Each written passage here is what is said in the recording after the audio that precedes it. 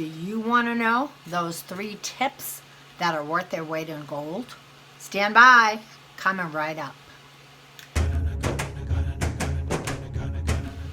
Hey, this is Karen O'Brien, Berkshire Hathaway Home Services Commonwealth real estate broker, and I have a channel called Boston and the Burbs where I publish every single Wednesday.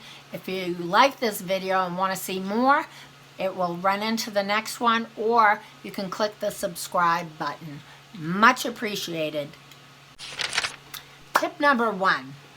This is generally for buyers, and it could be sellers, but tip number 1 for a buyer is never underestimate communication with your agent. It's better to over-communicate than under-communicate.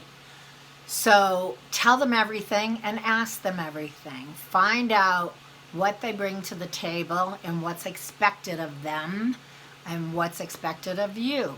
So a tip is most of the work for a buyer's agent really starts the minute the contract is signed. Number 2. This is worth its weight in gold. Usually you're halfway through the transaction before you really find out. Talk to your agent about closing costs before you even make an offer on a house. And I'll tell you what, you're going to need the down payment. You're going to need property taxes. You're going to need insurance. And you're going to prepay a mortgage payment. So you're going to move into your house, and the first month, you're not going to pay a mortgage payment. Did you know that? Probably not. So you're going to put together a lot of money for the closing, but it's a little bit of a breather once you actually move in. Good to know.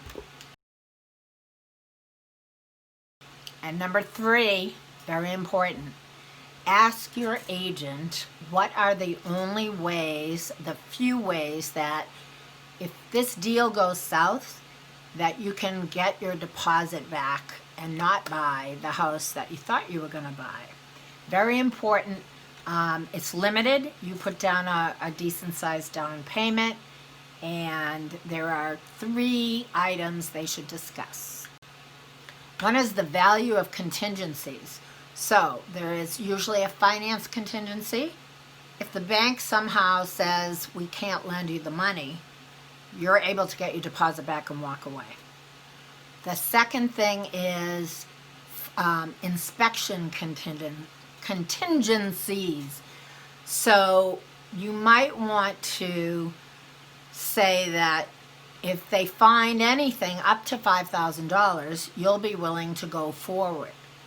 But it might be good to put a number in there, because if you have an inspection and something big comes up and it's going to be $10,000, $15,000, $20,000, you can actually either make the deal, or if they're unwilling to pay, if the seller's unwilling to pay, then you can get your deposit back and walk away and cancel the contract.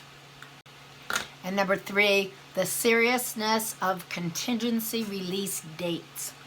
If you gave 8 days on the contract to release the contingency, on day 8, you must address it. You can't just let it slide a day and ask for an extra day unless it's in writing. The minute that goes past that due date, the seller can turn around and say, you didn't perform, the contract's null and void, or out of contract. Good to know. These little details is where your buyer's agent is priceless. So if you think you're moving to Boston or the Metro Boston area and have questions, please feel free to give me a call, contact me, text me, and I can help you out. Boston and the Burbs is my channel. Please subscribe below and click on the bell, and you'll get a little email saying there's a new post. I post every Wednesday. Real estate tips and profiles of the Boston neighborhoods and surrounding towns. Thanks very much and have a great day.